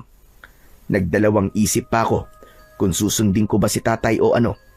Binundol ako ng kaba ng sandaling yun dahil tiyak na ang kapahamakan ko. Ayoko siyempreng maialay sa mga berbalang sa maisan. Hindi ako makapapayag. Walang ano-ano nang maisipan kong tumakas na lang sa halip na magpanggap na nahihilo rin. Sa sulok ng mga mata ko ay nakita ko si Revin. Halatang kadarating lang niya. Nagtatago siya sa isang gilid ng kubo na madilim-dilim. Nalaman ko na lang na siya yon dahil sa suot niyang parang medalyon na malamlam na nagliliwanag. Sumenya siya sa akin na wag maingay at kalma lang daw ako. Kaya naman ang ginawa ko na lang ay tuluyan ngang nagpanggap na nahihilo. Naisip kong bahala na si Revin na iligtas ako. Naalala ko kasing isa nga pala siyang tirador ng mga berbalang. Nahihilo ko. Tulong! Iligtas niyo ako. Nakainom kami ng tsaa na may inihalo. Hindi ako pwedeng mamatay at may alay sa mga berbalang. Tulong! Tulong! Kawawang bata ka naman. Walang tutulong sa'yo rito dahil walang makakarinig sa'yo. Lalo mo lang ginigising ang mga berbalang sa maisan. Sandro, sige na. Ilabas mo ng tali at talian mo na yan para maialay na natin. At na akong mabawi at makita ang anak natin. Pati na ang Pablong yan ay talian mo na rin. Mahirap ng talian yan kapag nawala na ang talab ng pampatulog. Ibibigay na rin natin yan sa mga berbalang. Habang nagkukunwari akong wala ng malay, ay palihim akong nakatitig sa pwesto ni Revin. Patuloy siyang nakasenya sa akin na wag maingay. Napansin kong may kung ano itong ginagawa, parang may mga taling inilalagay sa may kinaroroonan. Makaraan ay pasimpleng lumabas ulit ito ng kubo. May butas pala itong nilika sa dingding kung saan ito dumaan. Nang matalian na ako ng albularyo, ay sandali akong iniwanan. Nag-usap pa sila ni Tita Delia. May inilabas si Tita Delia mula sa suot niyang kamiseta. Isang kwintas na may palawit na kalahating puso. Madamdamin niya itong hinimas-himas at parabang maiiyak.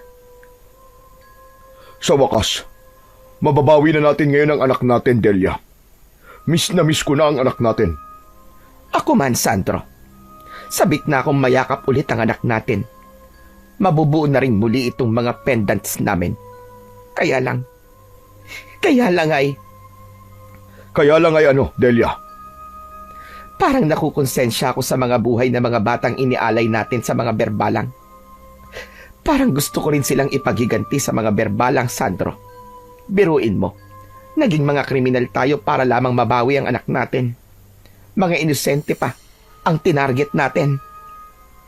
Talagang ganun, Delia. Buhay ng anak natin na nakasalalay. Ginawa lang natin ang alam nating paraan bilang mga magulang. Isipin mo na lang na ang mga batang inialay natin ay napunta lahat sa anak natin. Babawi na lang tayo sa ibang paraan. Sa paanong paraan naman tayo babawi? Saka natatakot din ako sa magiging balik sa atin ng mga ginawa natin. At saka, Saka ano na naman, Delia? paano pala kung ginagamit lang tayo ng mga berbalang? Paano pala kung hindi pa rin nila ibigay ang anak natin at humirit sila ng panibagong treseng alay? Oo nga, no. Kung ganun, ay kailangan din natin bumuo ng plano laban sa kanila kung sakaling isahan nila tayo. Mga elemento pa rin sila ng kasamaan, kaya hindi tayo pwedeng magpakampante sa pangako nila. Bakit nga ba? Ngayon lang natin ito naisip. Natatakot tuloy ako ngayon, Sandro. Paano kung... Ay nako, bahala na nga. Basta kapag naibigay na natin ang huling alay ngayon at nabawi na natin si Sandel, ilabas kagad natin ang mga pangontra natin. Naihanda mo na ba ang mga yon, Sandro? Oo, naihanda ko na ang lahat. Saka ganito ang gawin natin para masiguro nating maibigay muna nila si Sandel. Itong mas matanda muna ang ipain natin.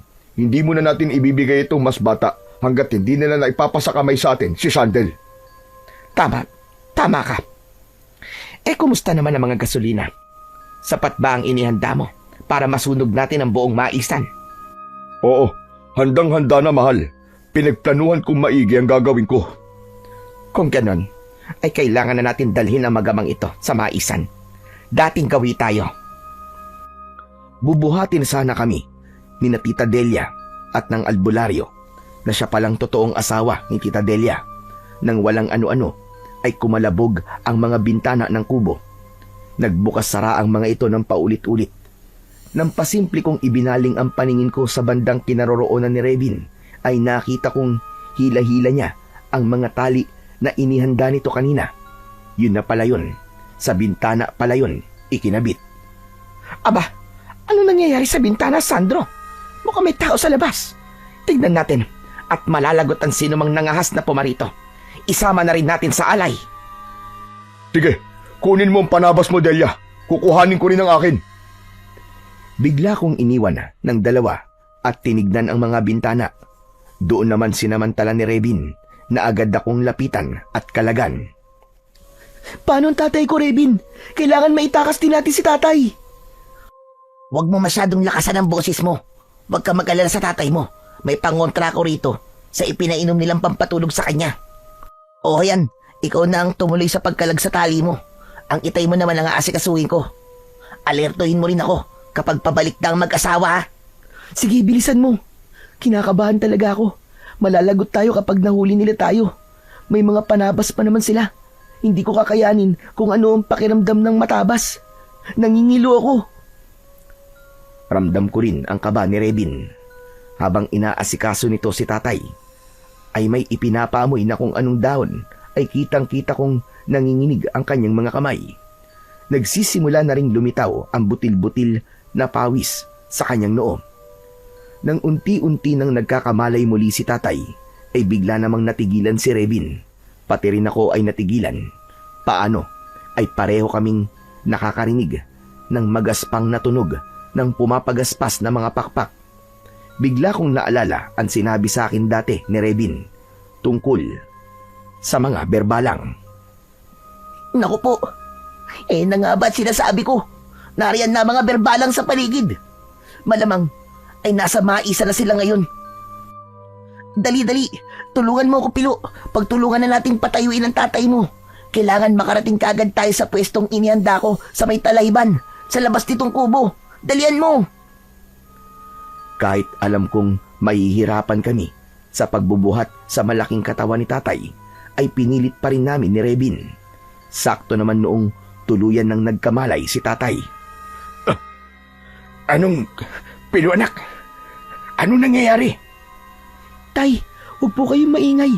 Itatakas po tayo ni Rebin. Isa po siyang tirador ng mga berbalang. Ano ka mo? Tirador ng berbalang? Ano yun? Opo, tirador po ako ng berbalang. Sa ako na lang po ipapaliwanag sa inyo lahat. Tara na po, bilisan na po natin. Baka mahuli po tayo ng mag-asawa. Habang papatakas kami palabas ng kubo, ay narinig pa namin ang pag-uusap ni na Tita Delia at ng tunay na asawa nito. Wala namang tao sa labas at sa palibot ng kubo, Sandro. Imposible namang mga berbalang ang gumawa nun. Hay na pala sila. Naririnig ko na ang pagaspas ng kanilang mga pakpak. Mabuti pa ay balikan na natin ang mag-ama at ilalabas na natin sila. Tayo na, Sandro. Hindi kaya kagagawa nito ng mga kaluluwa ng mga batang naialay natin, Delia? Hindi pwede yon. Saka bakit ngayon lang? Di sana noon pa nangyari ito. Baka ito na ang tamang panahon nila para lubusang magiganti. Dapat pala ay pinaghandaan din natin ito. Nawala sa isip ko ang ganito. Ay, bahala na. Yung mag-ama muna ang tutukan natin. Saka na natin isipin yan. Ito na ang huli at mababawi na natin ang anak natin. Yun muna ang importante sa ngayon. Kaya dali na tayo, Sandro. Ilabas na natin ang mag-ama. Tayo na! Bago pa kami maabutan ni na Tita Delia, ay nakalabas na kami ng kubo mula sa butas na ginawa ni Rebin sa dingding ng kubo na gawa lang naman sa dayami. Narinig pa namin ang pagtatalo ng mag-asawa nang madiskubring wala na kami sa loob ng bahay ng albularyo. Ang mag-ama, Sandro, nasaan na? Bakit bigla silang nawala? Di ba't nakatali namang maigi yun? Anak nang, hindi naman yata matalab ang ibinigay mong tiyaan na pampatulog sa kanila. Anong hindi? Nakita mo naman kanina nakatulog na sila, di ba? Saka sobrang tapang kaya ng inihanda kong yun. Nasa na nga sila ngayon? Ipaliwanag mo nga. Hanapin natin sila ngayon din. Hindi pwedeng makatakas ang mag-amang yon. Mabubulgar ang sikreto natin pag nagkataon. Saka yung pang-alay natin. Ay, kainis naman, Sandro. Kapag nakatakas sila, ay lagot ka talaga sa akin. Samantala, si tatay naman ay nag-aalala ng sandaling yon. Teka anak, sandali lang. Saan ba talaga tayo magtatago? Hindi pwedeng mahuli ulit nila tayo. Saka, ano ba yung maingay na parang pagaspas ng pakpak? Naguguluhan ako, anak. Basta po, Ma'am Pablo. Sumunod na lang po kayo sa akin sa pupuntahan natin talayban. Ligtas po tayo ron dahil pinalibutan ko po ng matatapang na mga pangontra. Hindi rin po tayo kagad makikita na mag-asawang yon na nag-aalay po pala ng mga bata sa mga berbalang. Saka na lang po kayo magtanong tungkol sa mga berbalang. Kailangan po, Ma'am Pablo, tahimik po muna tayo habang nariyan pa po ang mga berbalang sa paligid. Makiramdam po muna tayong maigi. Kapag bigla pong humina ang tunog ng pagaspas ng pakpak nila, ibig sabihin po ay nasa malapit na po natin sila. Hindi po muna tayo pwedeng gumawa ng kahit na anong ingay. Kapag ganun na po. Diyos ko, nakakatakot naman. Parang naririnig ko rin ang singasing nila. Parang galit na galit sila at gusto nang kumain ng tao. Huwag kang maingay, Pilo. Ayun na mag-asawa, oh. Nakalabas na sila ng kubo. Dalian nyo na ang pagsunod sa akin. Dumapa tayo at gumapang na lang sa damuhan. Tiisin na lang muna natin ang mga tinik. Tandaan nyo, kahit na anong mangyari, ay wag na wag kayong gagawa ng kahit na anong ingay. Kundi, lagot tayo. At nakarating din kami sa talahibang sinasabi ni Rebin. Doon kami walang imik, nananatili at nakiramdam sa mga nangyayari. Hanggang sa paglipas ng mga ilang minuto ay nagulat na lang kami nang bigla kaming ilawan ni na Tita Delia at ng asawa nito. Aha! Narito lang pala kayo, ha? Hindi na kayo makakatakas ngayon. Teka, sandali Delia. Mukhang tirador ng berbalang ang isang batang ito na kasama nila. Tignan mo, may suot siyang medalyon. Alam kong medalyong yan. Pagmamay-ari dati yan ng matandang tirador na si Kagorio. Ano ka mo? Pwes, patayin mo siya, Sandro. Patayin mo. At ialay din natin sa mga berbalang. Ano pang hinihintay mo? Sige na, kumilos ka na. Patayin mo na ang batang yan. Iaamba na sana ng asawa ni Tita Delia ang hawak nitong panabas. Pero biglang nagsalita si Rebin. Sige, saktan niyo ako. Pero hindi niyo na mababawi ang anak ninyo. Ano, sige, saktan niyo ako. Natigilan bigla ang mag-asawa sa sinabi ni Rebin. Lalo na si Tita Delia.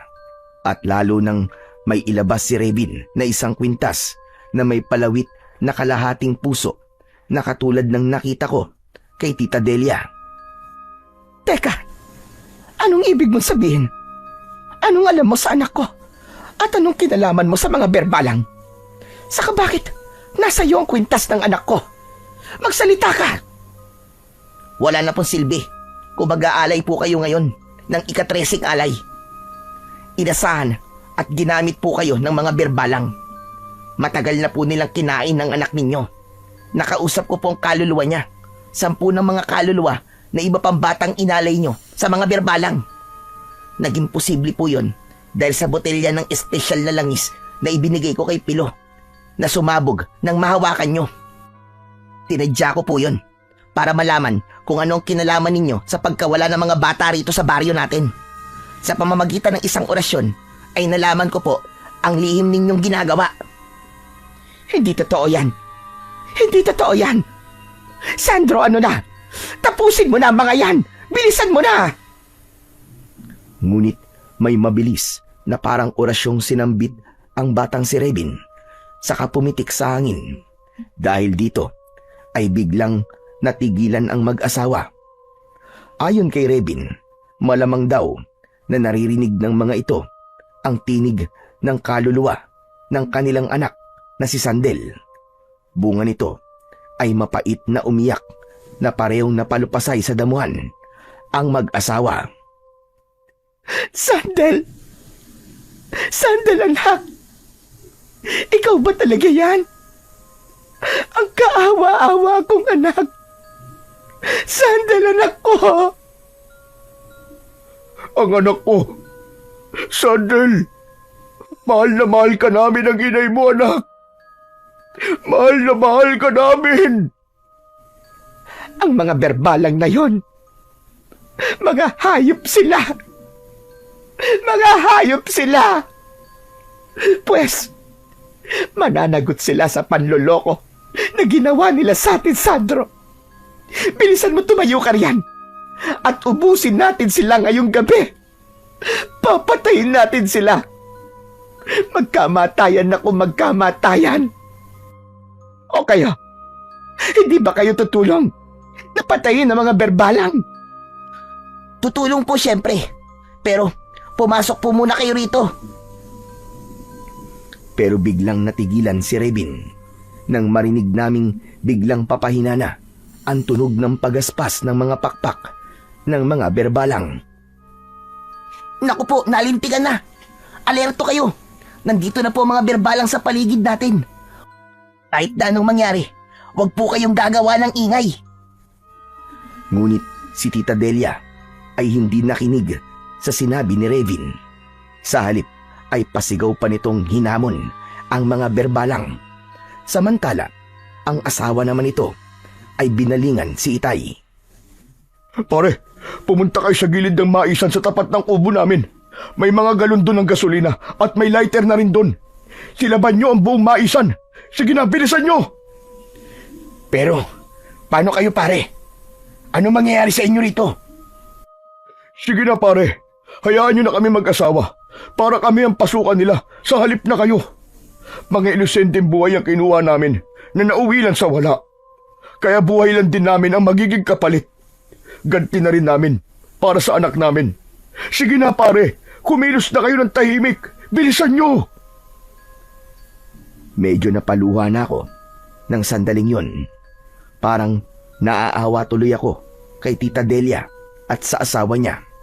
Nang magsisisigaw na rin si Tito Sandro ng paggahamon at pagmumura sa mga berbalang, ay wala na kaming nagawa. Pinahiran kami ni Revin ng langis na pantaboy sa mga berbalang. Makaraan ng ilang saglit ay pagapang kaming tumakas palayo at patungo sa tinutukoy ni Tito Sandro. Nang gabing yon ay tagumpay naming nasilaban sa apoy ang buong maisan. Siyempre ay nahirapan kami dahil napakalawak ng maisan. Katakot-takot na mga atungal at singasing ng mga berbalang ang narinig namin sa buong paligid. At kaming tatlo ay pare-parehong napaiyak nang marinig din namin ang mga sigaw ng paghihirap ni Tita Delia at Tito Sandro. Pero wala na kaming magawa ng mga sandaling yon dahil tuloy-tuloy na ang pagkalat ng apoy sa buong maisan. Delia! Delia, mahal ko! Delia! Tita Delia! Tita Delia, patawad po! Hindi po namin kayo mailigtas! Sa ganung paraan namin natalo ang mga berbalang ng gabing yon. Sa tulong ni Revin, naapo pala ng kilabot na tirador ng mga berbalang na si Manggorio. Sugatan at duguan kami ng gabing yon dahil sa paggapang namin sa damuhang marami palang mga tinik. Sa kubo naman ni Tito Sandro kami nagpalipas ng gabi matapos naming panoorin hanggang sa mamatay ang kahuli-huliyang dila ng apoy sa naabong maisan. Kinabukasan ay ikinuwento sa amin ni Revin ang lahat kung paano niya nalaman ang malagim na lihim ni Tita Delia at ng asawa nito. Nalaman nga niya yon dahil sa botelya ng espesyal na langis na ibinigay niya sa akin. Inorasyonan daw pala niya yon. Nang sumabog daw yon, ay kusa raw siyang sinundan ng mga kaluluwang nabiktima ni Tita Delia. Yun daw mismo yung kaluluwa ng mga batang lumitaw sa panaginip ko. Sila rin daw yung tumutulak sa akin nang unang kawayan ako ni Revin. Nagmistula raw silang mga anghel de la guardia sa amin na ang layunin ay para makamit ang hustisya ng kanilang pagkamatay sa pamamagitan ng paglipol sa mga berbalang at pati na rin daw kina Tita Delia at Tito Sandro. Kabilang daw doon sa mga kaluluwa ng mga bata ang anak ni Tita Delia. Una raw ay pinipigilan nito ang kaluluwa ng ibang bata na idiin ang mga magulang nito. Pero bandang huli ay napapayag din dahil nakita rin itong mali ang ginagawa ng mga magulang nito. Pinasalamatan namin ni Itay si Revin dahil sa pagliligtas niya sa buhay naming mag-ama. Bilang alaala niya ay humingi ako sa kanya ng isang medalyon dahil sa panaginip ko noon ay nakita kong marami siyang taglay na medalyon. Pinagbigyan naman ako ni Revin at bilang alaala din namin ni Itay sa kanya ay iniukit niya ang pangalan namin sa isa niyang medalyon. Nang umuwi kami ni Tatay sa Maynila ay marami kaming baon na aral mula sa katakot-takot na karanasang yon. Una ay mahalagang makinig sa kutob natin at huwag itong ipagwalang bahala. Ikalawa, huwag maging bulag at sunod-sunuran sa pag-ibig na tulad ni Itay kay Tita Delia na nauwi sa nakakatakot na karanasan. Dapat ay timbangin pa rin ang damdamin at isip. At ikatlo, huwag magtiwala at makipagdeal sa mga elemento ng kadiliman. Walang mabuti na magmumula sa mga alagad ng kasamaan. At ikaapat, kung buhay ang inutang, buhay rin ang magiging kabayaran, tulad ng nangyari kina Tita Delia at Tito Sandro. Lahat ng yun ay tumatak sa aming isipan bilang isang mahalagang aral.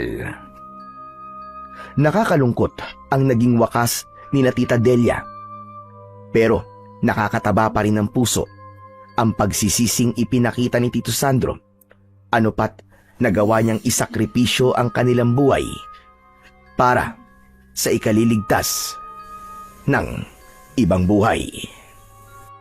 Lumipas ang ilang araw, linggo at buwan.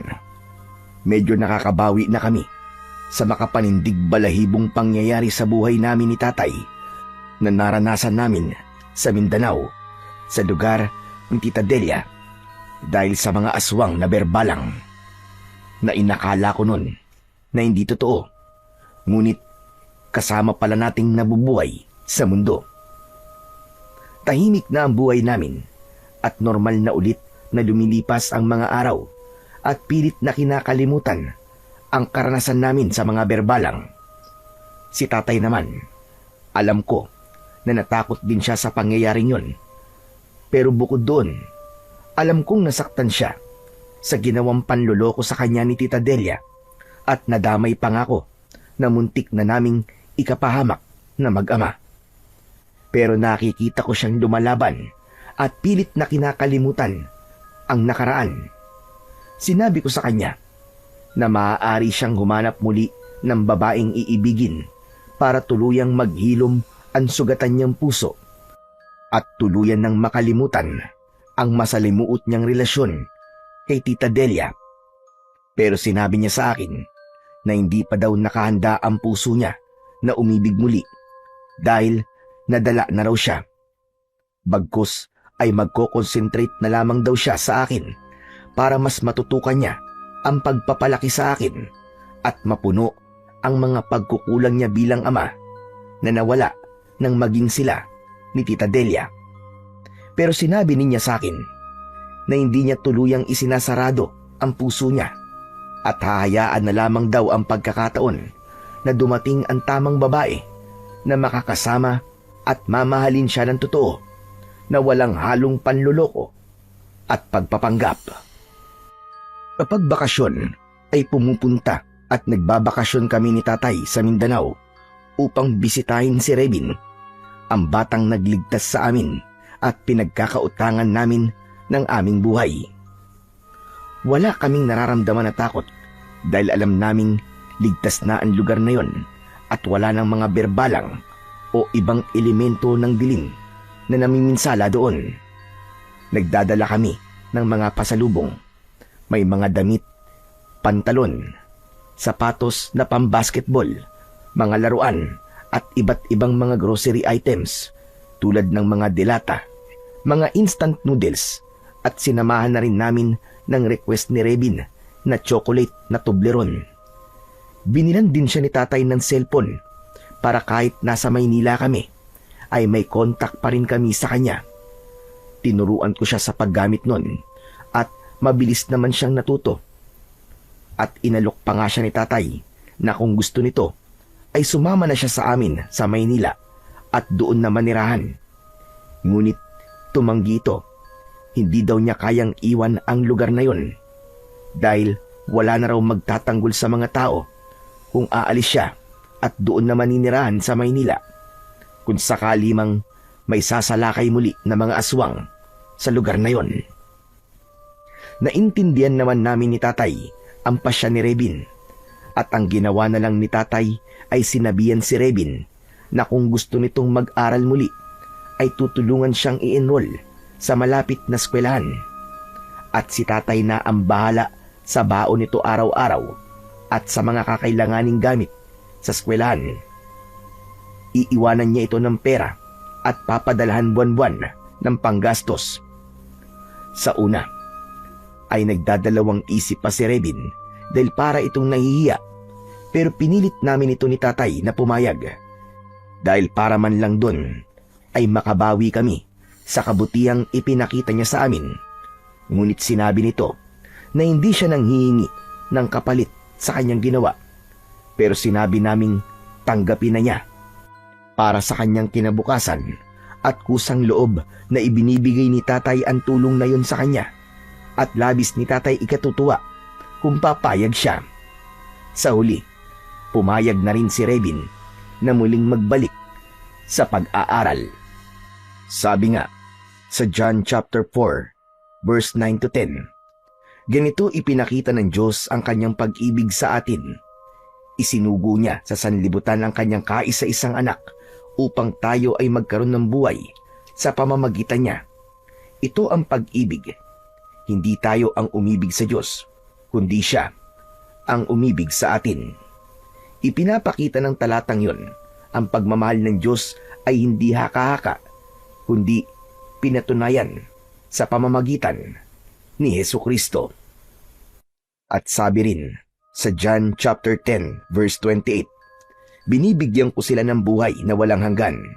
Kailanman ay hindi sila mapapahamak at walang makakaagaw sa kanila mula sa aking kamay.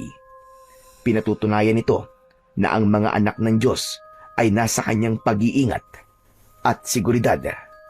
Kaya't walang masamang elemento ang makakalapit sa mga tunay na anak ng Panginoon.